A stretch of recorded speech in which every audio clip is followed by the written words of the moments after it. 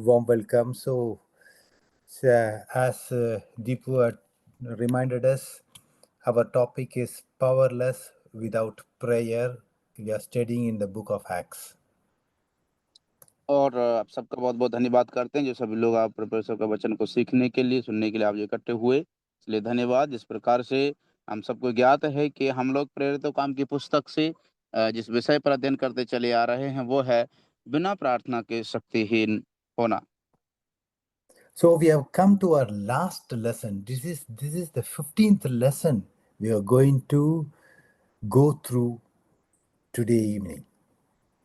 और आज जो शाम के समय में हम लोग जिसको सीखने वाले हैं, वो है 15वां पाठ और जो इस श्रृंखला का, इस क्रमबद्ध तरीके से जो अध्ययन इस श्रृंखला का अध्ययन में से आखिरी अध्ययन आज हम लोग करने वाले हैं। During the last two lessons, that is the 13th and the 14th lesson, we have been talking about the model prayer. That is, the 13th was concerning the relationship, the 14th was concerning the responsibility. और जिस प्रकार से 13वां जो हमने देखा था वो था रिश्ते के बारे में, रिलेशनशिप के बारे में, और जो 14वां था वो था रिस्पॉन्सिबिलिटी अर्थात ज़िम्मेदारी के विषय में।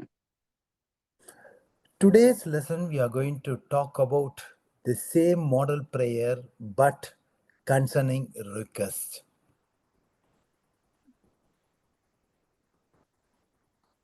Could you please repeat once again, Uncle? There was some network breaking. So the today we are going to talk about the model prayer, and we'll be talking something concerning request. और आज हम लोग जो सीखने वाले हैं वो है कि एक प्रार्थना का नमूना, और खास तौर से प्रार्थना एक नमूना के तौर पे खास तौर से जो हम निवेदन करते हैं।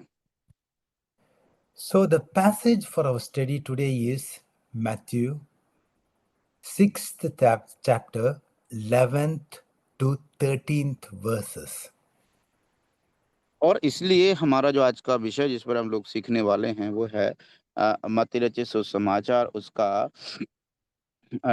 Gospel of Matthew chapter 6, 6 11 to 13. 11 से लेकर के 13 तक, 6 का 11 से 13, मत्ती 6 का 11 से 13। कोई भी पढ़ने में मदद कर सकते हैं जिसको हमारी भी मिलता हो। हमारी दिन भर की रोटी आज हमें दे, और जिस प्रकार हमने अपने अपराधियों को क्षमा किया, वैसे ही तू भी हमारे अपराधों को क्षमा कर, और हमें परीक्षा में ना ला, परंतु बुराई से बचा, क्योंकि राज्य और पराक्रम और महिमा सदा तेरे ही हैं। आमीन। Thank you. So, as I told you, there are three essentials for effective prayer given to us in the Lord's Prayer. और जिस प्रकार से मैंने आपको कहा है कि 3 ऐसे प्रमुख बिंदु हैं जो प्रभु यीशु मसीह की प्रार्थना में हम लोग एक प्रभावशाली प्रार्थना में प्रयोग होते हुए देखते हैं। So, the first one is relationship, that is our Father who art in heaven, relationship with our Father, and also relationship with our fellow Christians. और इसलिए जो रिश्ता पहले, जैसे कि उसमें लिखा है कि हे हमारे पिता तू जो स्वर्ग में है, मतलब हमारा रिश्ता पहले स्वर्ग में जो स्वर्गीय परमेश्वर के साथ है, उसके बाद हमारा रिश्ता जो हमारे संगी भाई लोग हैं। So, this relationship leads to responsibility, that is hallowed by thy name, और ये responsibility जो of glorifying God's name.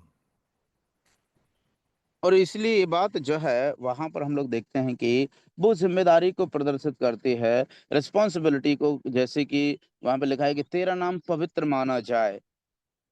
So, this responsibility not only glorifying God's name, hastening the coming of His kingdom and accomplishing His will on earth, that we have seen in the last study. और इसलिए हम लोग देखते हैं इस बात को कि हमारा जो ज़िम्मेदारियाँ हैं वो परमेश्वर के प्रति हमको किस प्रकार से पूरा करना है, उस बात को हमें सीखने की ज़रूरत होती है, आवश्यकता होती है।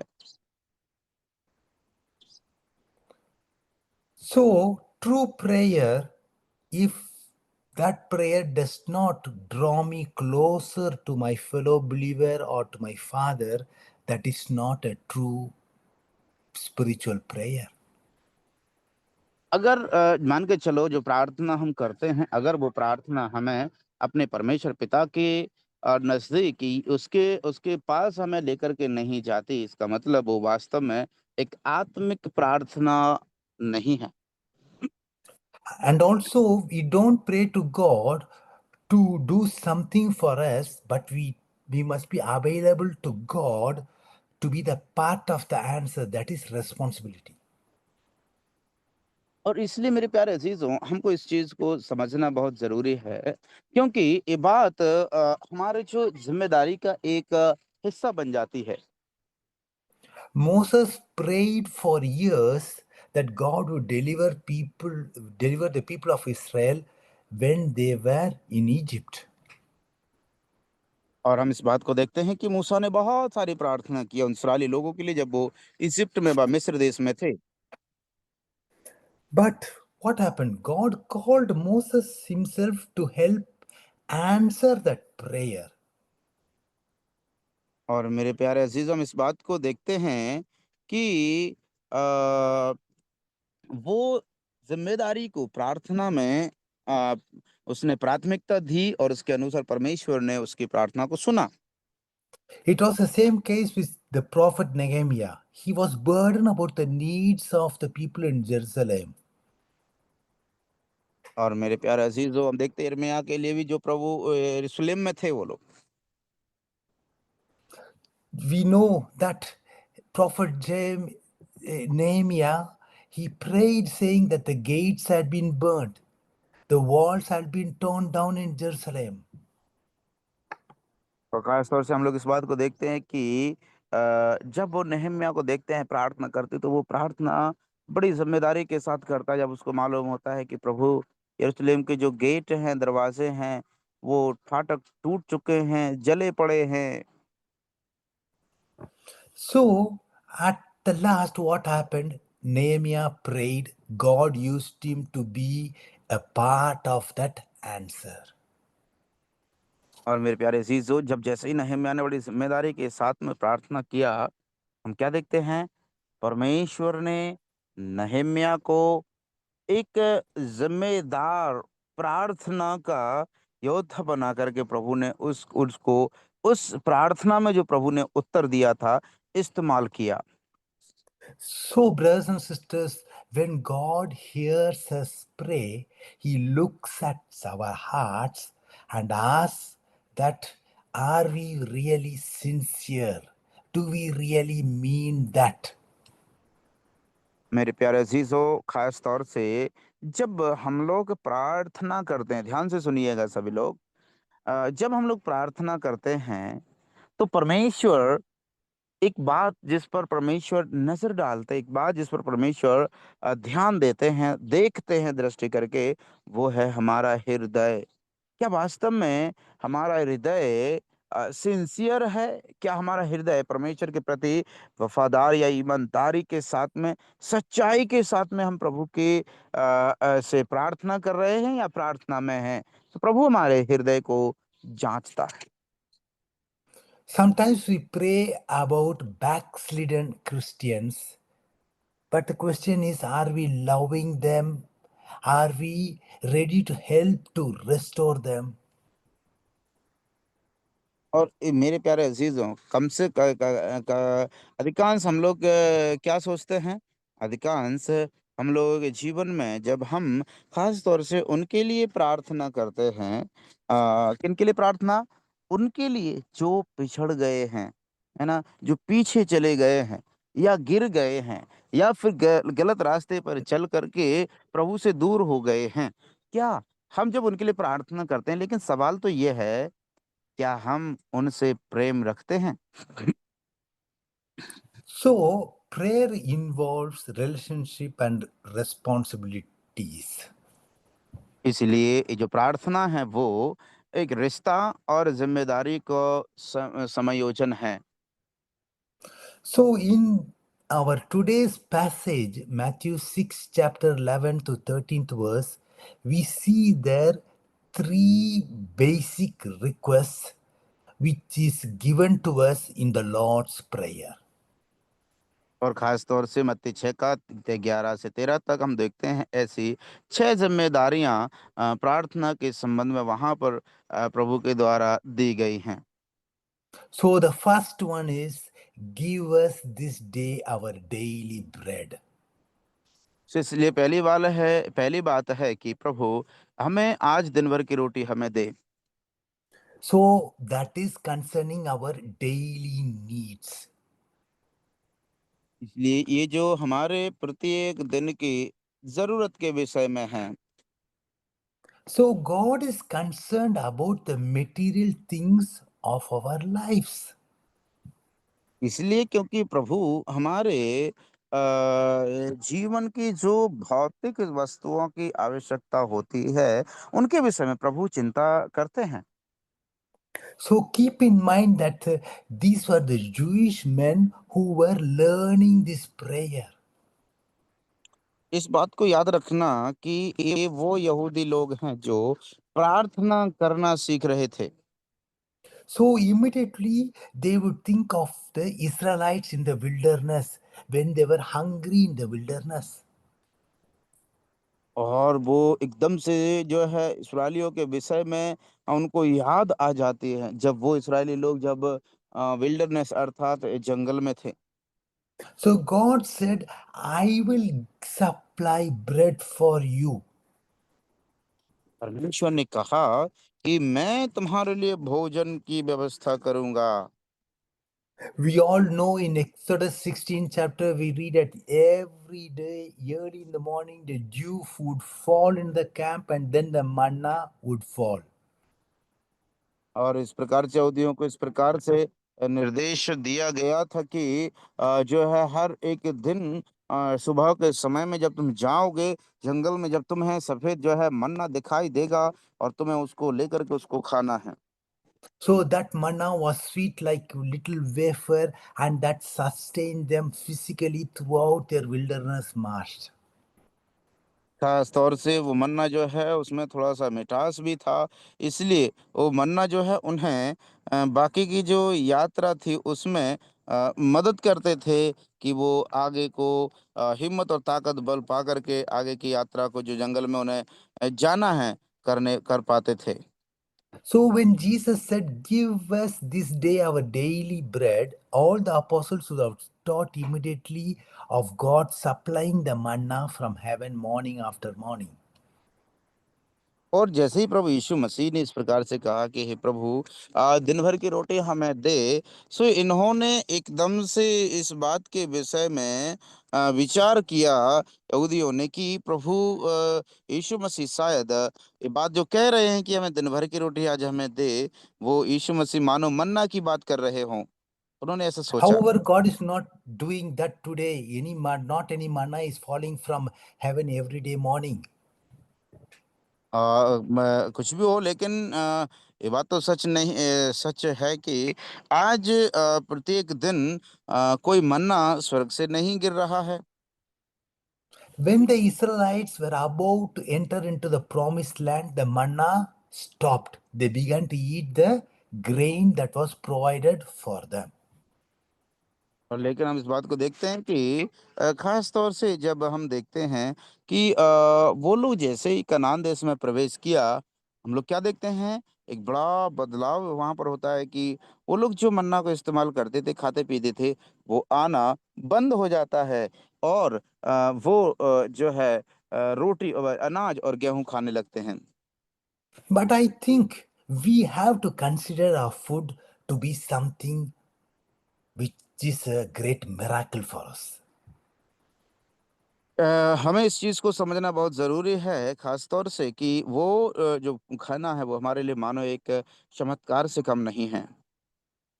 We all know that how do we get the food? We go to the store and we buy it. और जिस प्रकार से हम सब लोग जानते हैं कि भोजन भोजन सामग्री हमें कैसे मिलता है, हम लोग दुकान पर जाते हैं, वहाँ से खरीद कर लाते हैं। And also, we know that God gives us the strength to earn money so that we can purchase our daily bread.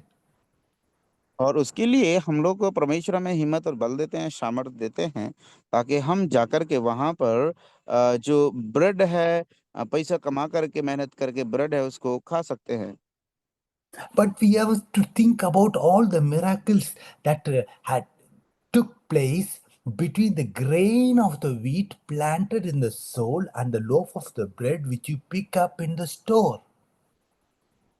और खास तौर से जो दुकान है वहां से जो रोटी है या जो ब्रेड है, आप उसको उस पैसे से खरीद सकते हैं। So you understand how we get the bread. It is from the wheat which is being planted in the soul, and after it's been baked, and then only we get the bread. When we think of that in that manner, it is something awesome. और मेरे प्यारे अजीजों, खास तौर से हम इस बात को देखते हैं कि जब हम उस भोजन को जो बना हुआ रहता है, जो बना हुआ रहता है अन्न से व गेहूं से, वो जब हम उसको खरीद करके लाते हैं, देखते हैं वो बड़ा ही So, अद्भुत रहता है। so our God is still supplying our every need. That is what we read in Philippians 4th chapter 19th verse. और इसलिए मेरे प्यारे अजीजों, हम इस बात को देखते हैं कि परमेश्वर हमारी सब जरूरतों को पूरी करते हैं, जिसको हम लोग फिलिपियों की पत्री उसका 4 अध्याय उसकी 19वीं आयत में पढ़ते हैं, जहां पर प्रभु का वचन में लिखा हुआ है, पौलुस कहते हैं, और मेरा परमेश्वर भी अपने उस धन के अनुसार जो महिमा सहित मसीह यीशु में है, तुम्हारे हर एक घटी को पूरी करेगा। My God will meet all your needs according to his riches in glory in Christ Jesus. Yes, thank you. So we see here this God, our God, has provided the Israelites people manna first and kale later on. और इस और इसके लिए इसीलिए हम लोग इस बात को देखते हैं कि हमारा परमेश्वर इतना महान परमेश्वर है, जिसने जो है ये जो मन्ना है उनको भोजन के लिए रूप में दिया। और उसके बाद हम लोग देखते हैं कि उसी परमेश्वर ने जो है उन्हीं के लिए क्वेल अर्थात बटेरें उन्हें देते हैं परमेश्वर। And later on, He is preparing a wonderful, great dinner for us in heaven. और उसके बाद फिर हम लोग देखते हैं कि परमेश्वर हम सब के लिए एक अद्भुत जो डिनर है उसकी तैयारी करते हैं। So, in the Lord's Prayer, we are taught to pray for the things we need. इसलिए हम जो परमेश्वर जो हम प्रार्थना में हमें ये सिखाया गया है कि हम जब परमेश्वर से प्रार्थना करते हैं, तो हमें हमारी जो दैनिक जरूरतें हैं उनके लिए प्रार्थना करने की आवश्यकता होती है। But I think also someone has beautifully said that God provides our needs but not our greeds. लेकिन इसलिए मेरे प्यारे अजीजों में ये मुझे याद आता है कि परमेश्वर हमारी जरूरतों को पूरी करता है, ना कि हमारी लालची इच्छाओं को पूरी करता है।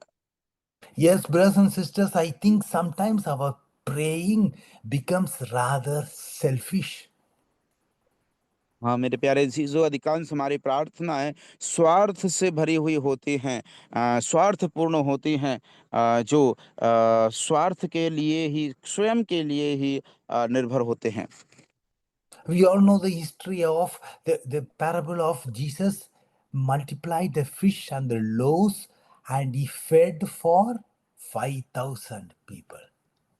और हम मेरे प्यारे अजीजों में इस बात को देखते हैं, प्रभु ने जो बड़ा अद्भुत काम किया है, वो ये काम था कि परमेश्वर ने जो 5 रोटी 2 मछली के साथ में हम देखते हैं कि उन्होंने 5,000 से ज्यादा लोगों को भोजन खिलाया।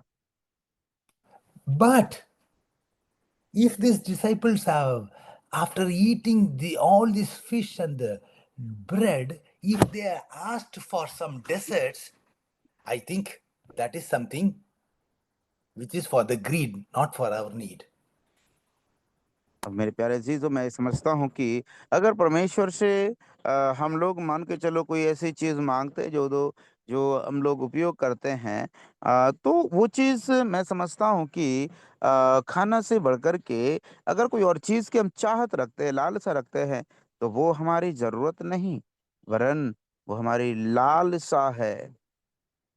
I'm not telling eating desserts is something greedy, not that. But God always gives what we need. We should not be मैं selfish in ये our prayer. और मैं ये नहीं कह रहा हूँ कि जो डिसर्ट होता है या फिर महँगा भोजन होता है, वो भोजन करना गलत है।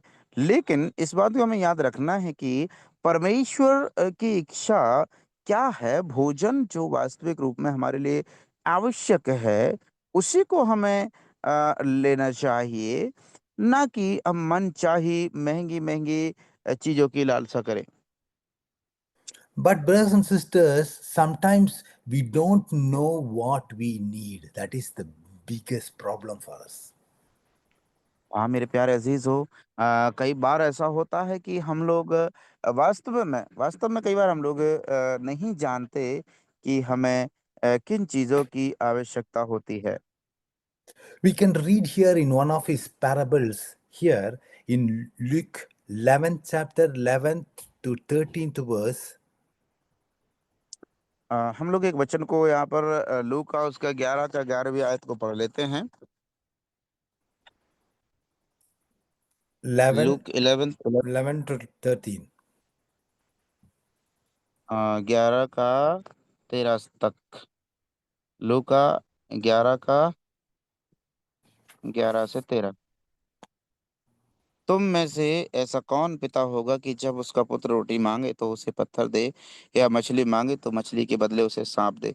विच father among you if your son asks a fish for a fish will give him a snake instead of a fish? और अंडा मांगे तो उसे बिच्छू? और if he ask for an egg will you give a scorpion to him? अतः जब तुम बुरे होकर अपने बच्चों को अच्छी वस्तुएं देना जानते हो, तो तुम्हारा स्वर्गीय पिता अपने मांगने वालों को पवित्र आत्मा क्यों ना देगा? Therefore, if you who are evil know how to give good gifts to your children, how much more will your Father who is from heaven give the Holy Spirit to those who ask him? Yes, thank you. So, we who are parents, we know that as parents, we'll give our children those things which are best for them. और इसलिए हम लोग यहाँ पर देखते हैं कि हम जो माता-पिता हैं, हम अपने बच्चों को वही चीज़ देते हैं जो उनके लिए उत्तम होती है। But the tragedy, the sad thing here is sometimes we Christians, we don't know what we need. लेकिन बड़ी दुखित घटना और दुखी बात तो ये है कि हम कभी-कभी इस बात को नहीं जानते कि वास्तव में हमें कौन-सी चीज़ जो सर्वोत्तम है देने की आवश्यकता होती है। So sometimes in our prayers we ask for stones, but we think we are asking for bread. कभी-कभी हम लोग हमारी प्रार्थनाओं में मानो हम पत्थर की माँग कर रहे हैं, और हम पत्थर की माँग करते हैं, रोटी समझकर हम पत्थर की माँग करते हैं प्रार्थना में। But sometimes we ask for scorpions when we need eggs. जब कभी भी हमें ज़रूरत होती है अंडों की, तब हम प्रार्थना में मानो बिच्छू की माँग कर रहे हों। But, brothers and sisters, the Father in heaven, He knows what is the best for us.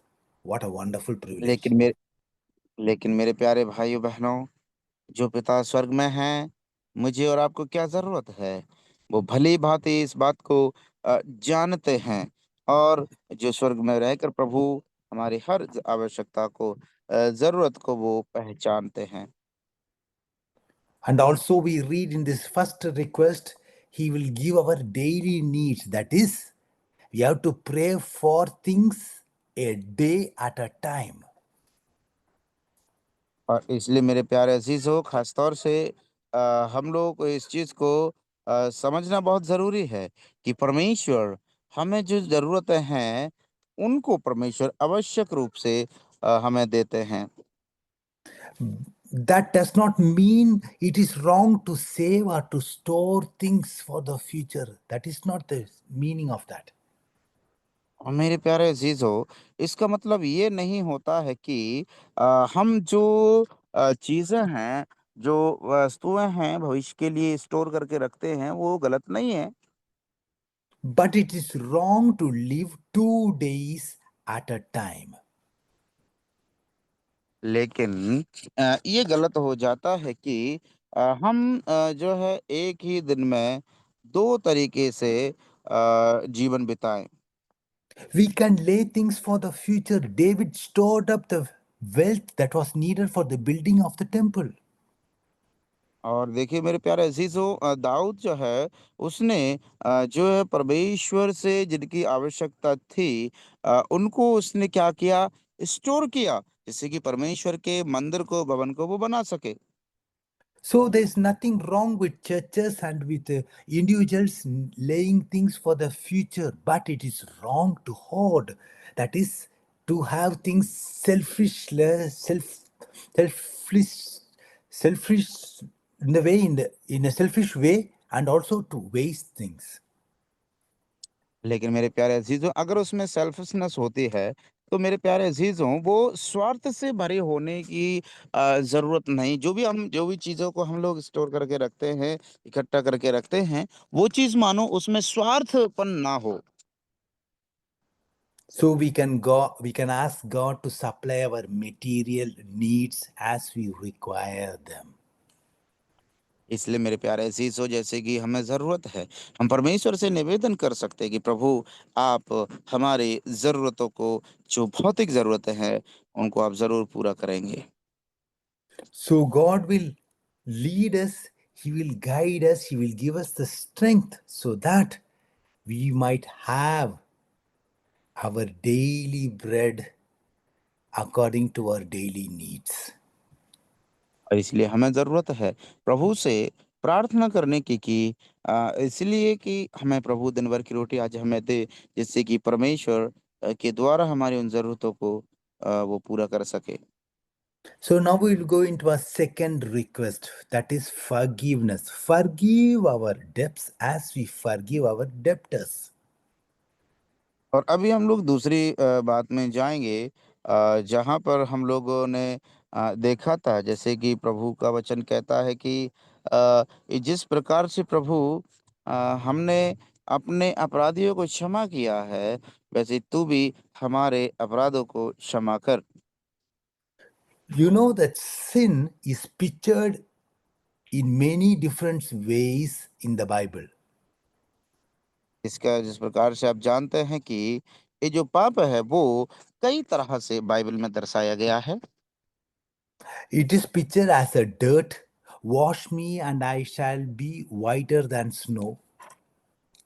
और ये जो पाप है वो गंदगी को दर्शाता है, जिस प्रकार से वो कहता है कि प्रभु आप मुझे धोकर शुद्ध करता है, मैं जूफा के समान श्वेत हो जाऊंगा। It is also pictured as a disease, leprosy. For example, it is used as an illustration of sin.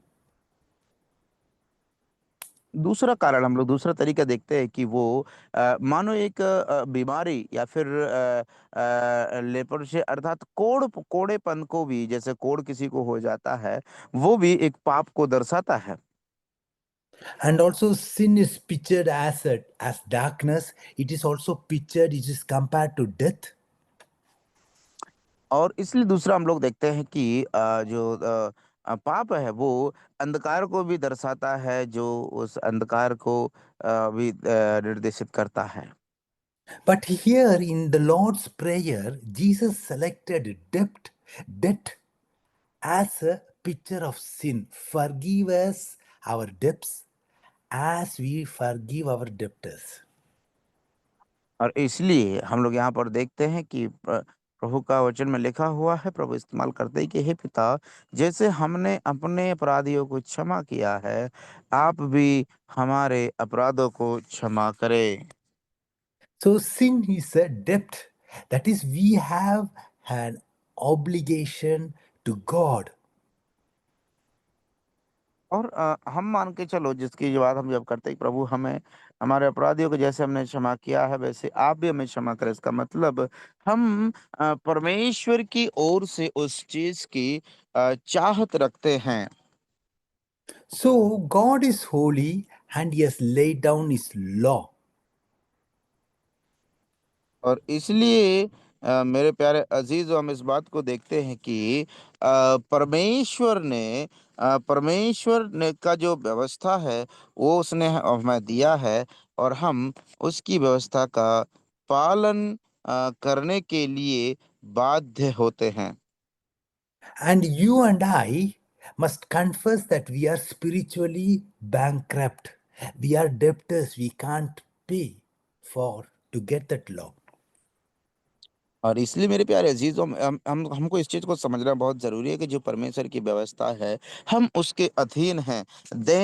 हमारे दायित्व बनता है कि हम उसके अनुसार जीवन बिताएं, और उसके अनुसार हम देने में, उसके व्यवस्था पर खरे उतरने में हम लोग कमजोर हैं, क्षीण हो जाते हैं, हम लोग उस पर खरा नहीं उतर पाते हैं।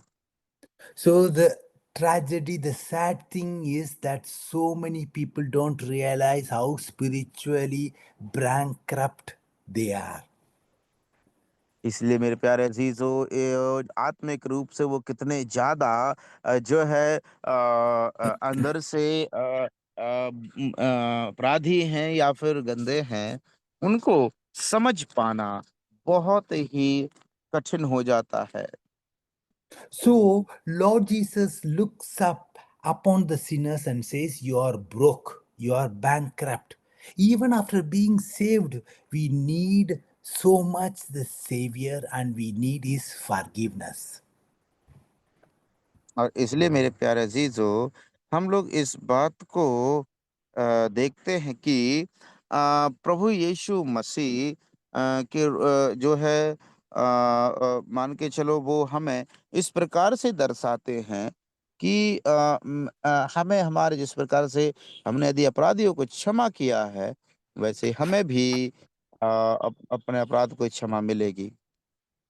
So sometimes we sin even against the Lord and we don't even know about it. कभी कभी हम लोग परमेश्वर की व्यवस्था के अनुसार पाप कर देते हैं, और यद्यपि हमें पता भी नहीं चलता। So that is why David is praying in the Psalms to be cleansed from secret faults. और इसलिए हम लोग देखते हैं कि दाऊद जो है वो परमेश्वर के सामने प्रार्थना करता है, क्षमा मांगते हुए, जो उसने व्यक्तिगत रूप में और चोरी छुपे जो पाप किए हैं उनकी क्षमा मांगते हुए प्रभु के सन्मुख अंगीकार करते हुए प्रार्थना करता है। So that is why sometimes we sin and we don't realize that we have broken God's law or offended God's people.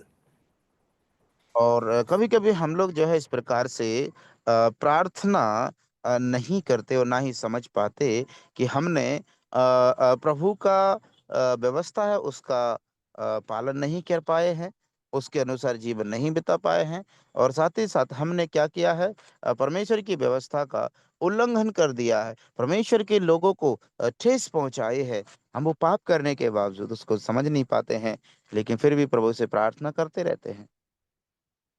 We have to understand that the Bible mentions two different kinds of forgiveness. हमें इस चीज को समझना बहुत जरूरी है कि परमेश्वर के वचन अनुसार दो प्रकार की क्षमा हमको देखने को मिल जाती है। That is, the first one is the initial forgiveness we receive at salvation through faith in Jesus Christ for all our sins. और हमारे पापों की क्षमा के लिए पापों की क्षमा हमें उद्धार के लिए प्रभु यीशु मसीह के द्वारा पापों की क्षमा हमें जो प्राथमिक मिलती है, प्राथमिक क्षमा मिलती है हमारे पापों के लिए, वो उद्धार के प्रति हमें मिल जाती है। And the second one is the family forgiveness. दूसरा है वो पारिवारिक क्षमा।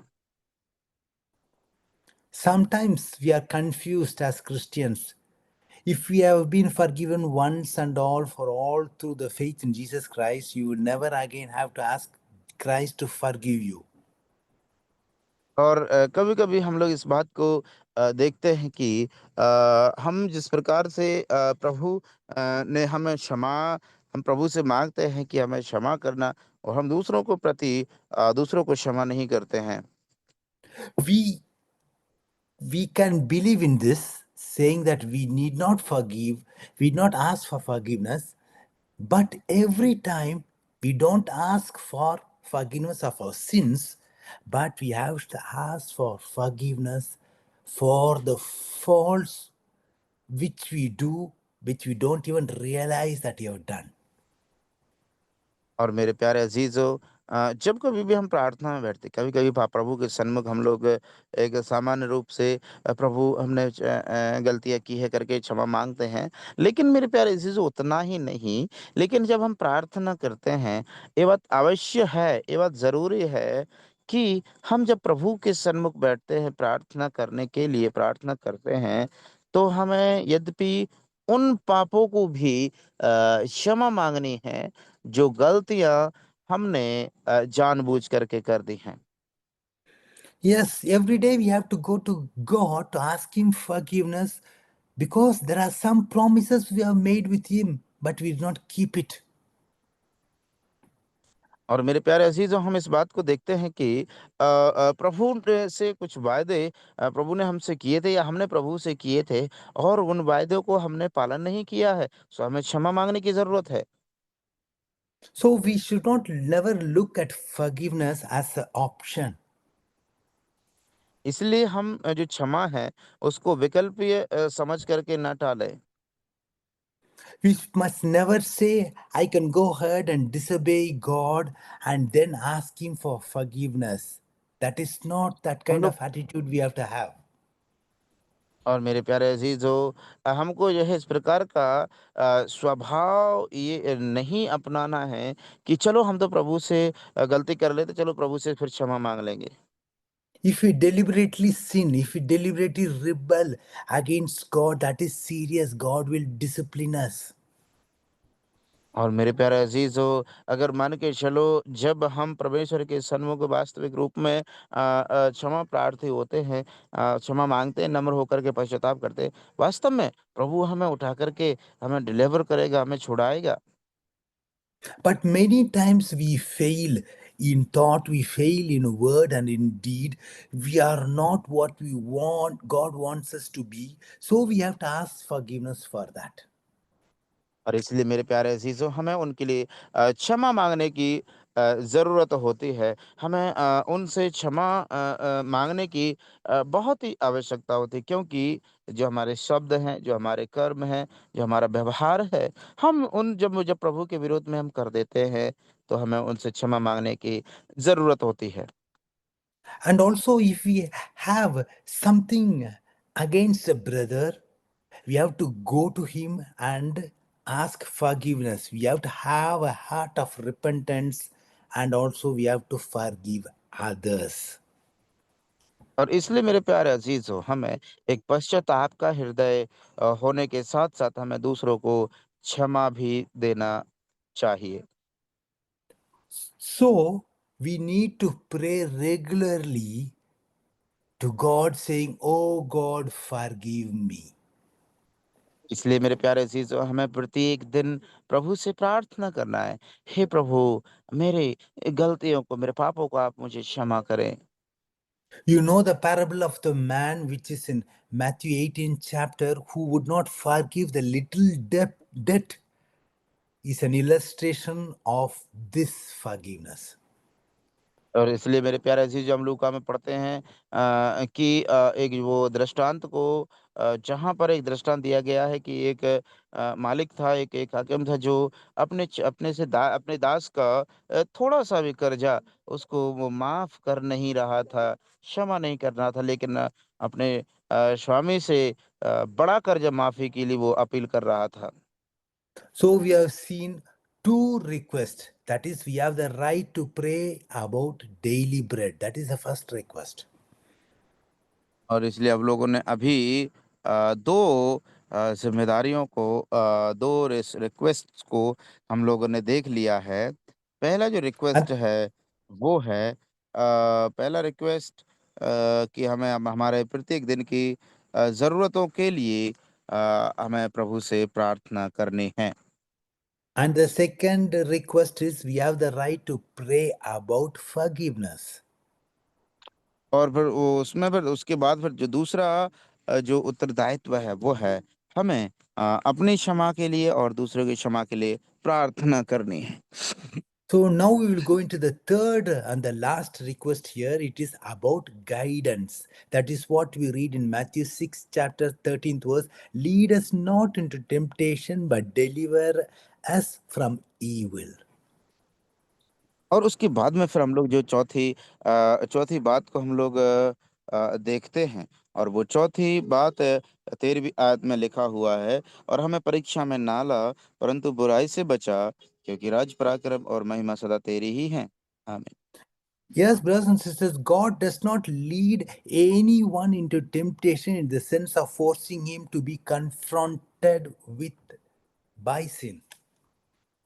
और मेरे प्यारे अजीजों, कोई भी व्यक्ति को, जो व्यक्ति पापों के साथ में जब उसका सामना हो जाता है, तो उसको प्रभु कदापि परीक्षा में नहीं डालते हैं।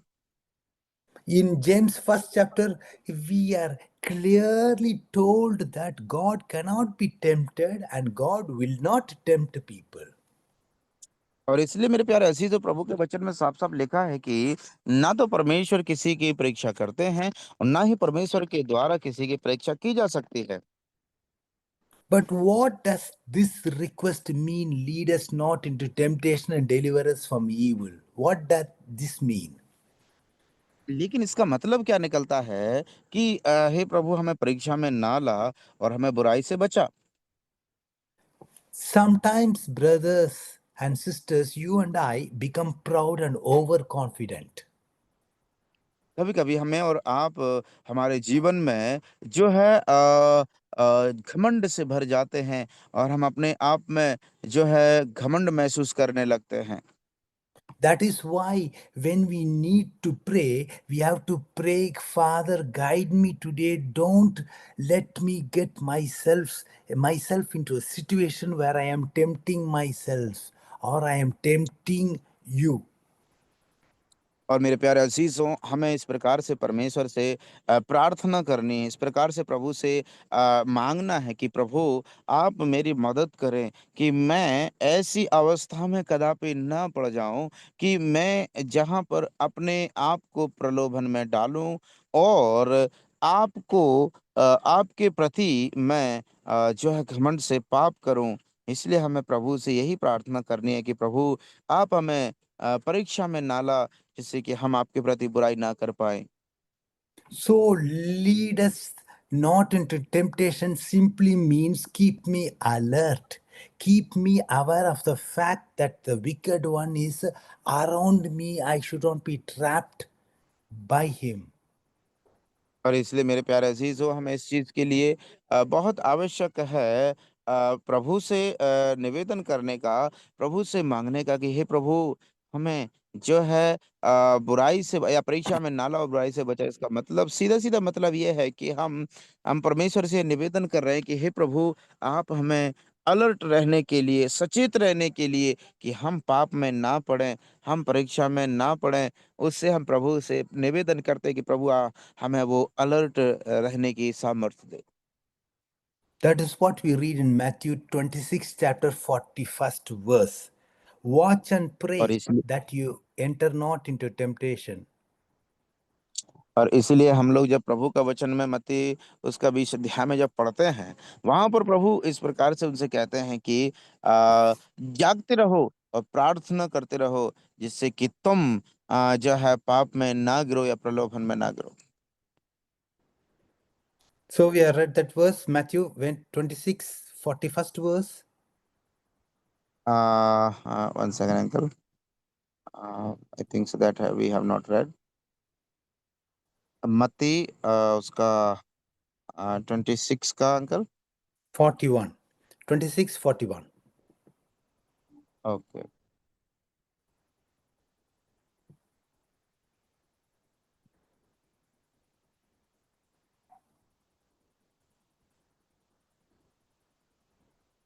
26:41। Yes.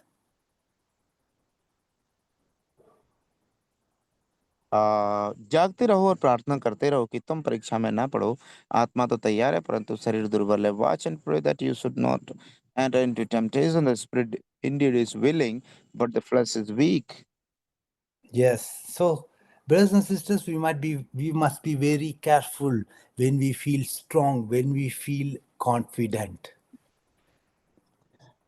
हाँ मेरे प्यारे भाइयों बहनों, जब हम अपने आप में मजबूत समझते हैं, अपने आप में हमें जो है कॉन्फिडेंस होते हैं, हम समझते हैं कि अरे मैं तो सचेत हूँ, कॉन्फिडेंस हूँ, मुझे कॉन्फिडेंस है करके हमको इस बात में बहुत सावधानी बरतना है। So, we should often pray that, Father, help me, especially when I am weak, so that I would not walk right into temptation. Satan knows when you and I are overconfident and very weak. और मेरे प्यारे अजीजों, इसलिए हमें परमेश्वर से यही प्रार्थना करनी है, क्योंकि शत्रु शैतान जानता है कि हम कब जो हमारे अंदर जो हम लोग ओवर कॉन्फिडेंस हो जाते हैं। शैतान हमें जानता है कि तब हम कमजोर होते हैं, और जब हम कमजोर होते हैं शैतान हमारी कमजोरी को जानता है और हमें जो है वो उसी में हमें गिरा देता है। So, when we pray that deliver us from evil, that also covers many areas in our lives. That also means evil conscience.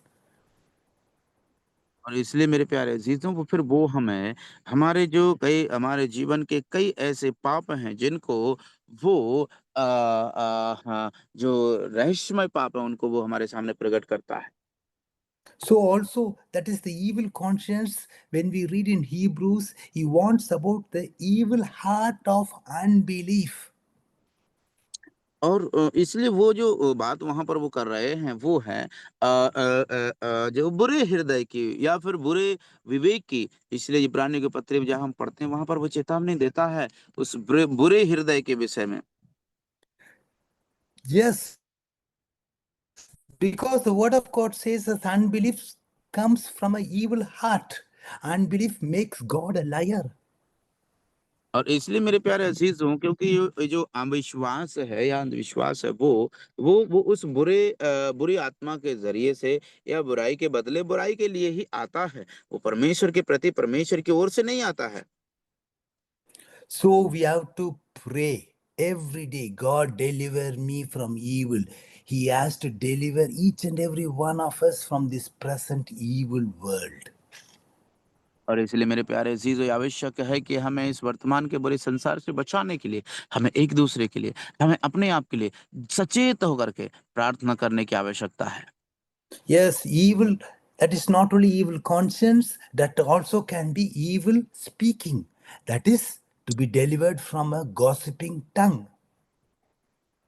और बुराई का मतलब ये होता है कि हम जो न केवल इतना नहीं कि बुरे काम ही करते हैं, वरन बुरी जीभ भी हो सकती है, जिससे कि हम दूसरे की चुगली खाते हैं, बुरा बोलते हैं, तो वो भी एक बुराई है। प्रभु से हमें प्रार्थना करनी है कि हमें उस ऐसी बुराई से प्रभु बचा करके रखे।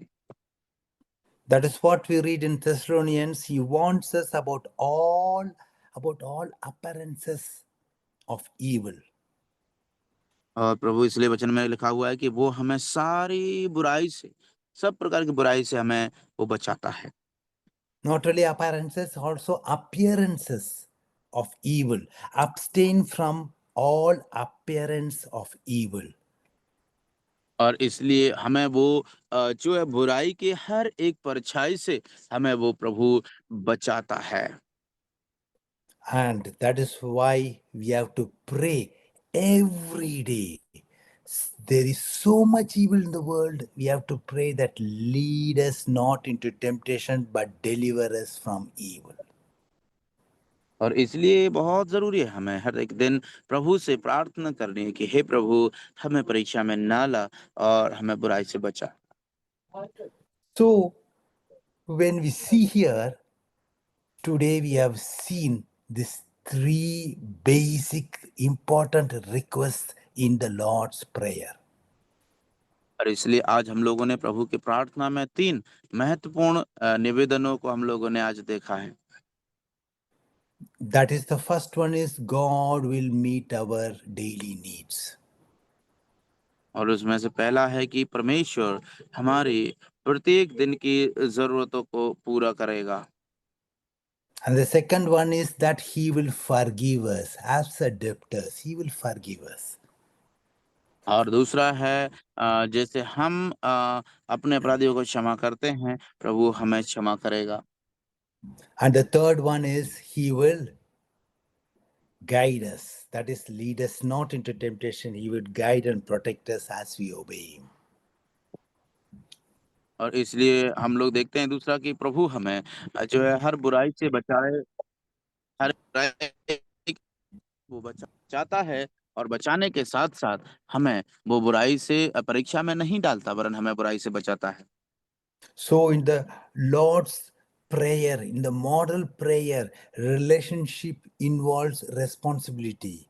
Responsibility gives us the privilege of these three requests.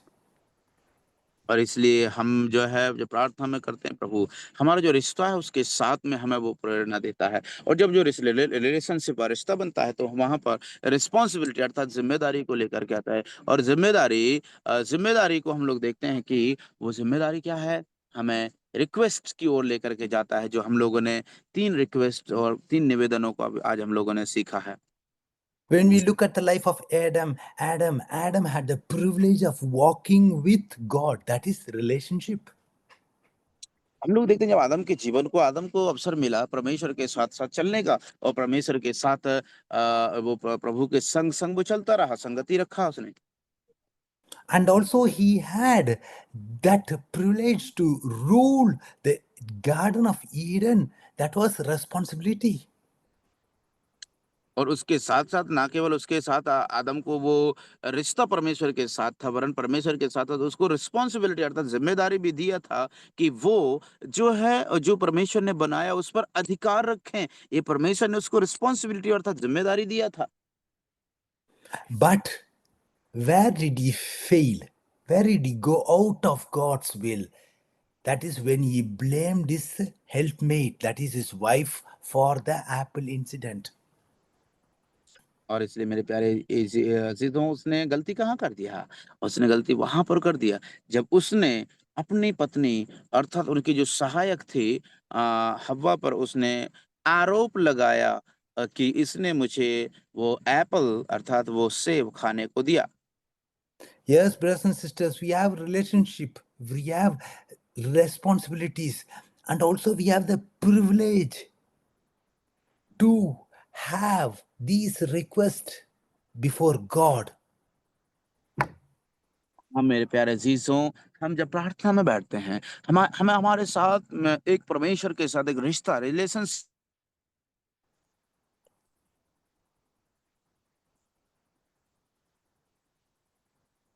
के साथ हमारा रिश्ता होता है, रिलेशनशिप होता है।